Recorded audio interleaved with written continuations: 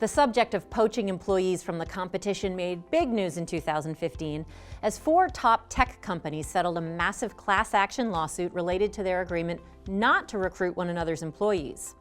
Apple, Google, Intel, and Adobe were accused of limiting employee mobility and wages with this no poaching agreement. And together, the companies paid more than $400 million to settle the case. With the events of Silicon Valley on one end of the spectrum, employers are still left to wonder about the other end. Is it ethical to lure employees away from your competition?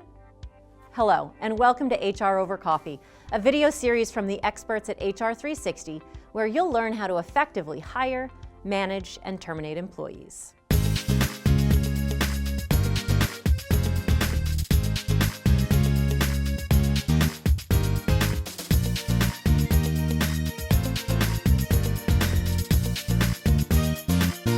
According to an ethics study co-authored by a Vanderbilt graduate business school professor, poaching employees is indeed ethical when it's done correctly.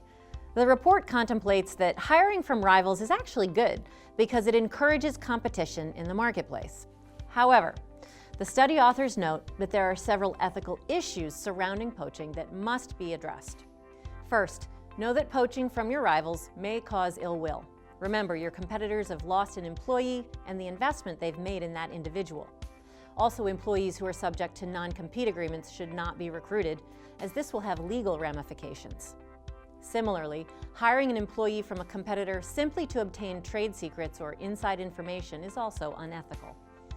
Finally, deliberately deceiving a potential employee or using proprietary documents, such as a rival's company directory, are also unethical behaviors. As a business owner or manager, what does this mean for you in practical fact? First, avoid attempting to hire anyone with a non-compete agreement, which helps employers ensure that confidential information remains protected and that former employees don't use that knowledge to the benefit of another employer. Such agreements may prohibit an employee from working for a competitor, luring customers, or disclosing information. These agreements are typically governed by state law. As a general policy, don't attempt to test them.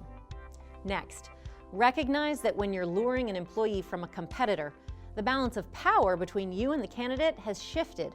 A recent article in U.S. News and World Report reminds managers that they may need to be more flexible in terms of their timing when hiring from the competition, and that dynamic extends to other areas. You're the pursuer, and you need to do an even better job than usual when selling your organization and the position to your candidate. You also may lose some negotiating leverage when it comes to compensation and benefits. Again, remember, you're asking someone to leave a position in which, as far as you know, he or she was satisfied. You will need to make it worth their while. Finally, be judicious. Don't poach regularly, and to the best of your ability, don't target the same competitor over and over. Your reputation in the marketplace is important, and routinely stealing employees will reflect poorly upon you in the long run. Thank you for joining us today for HR Over Coffee. To learn more about employee recruitment and compensation, visit us online at hr360.com.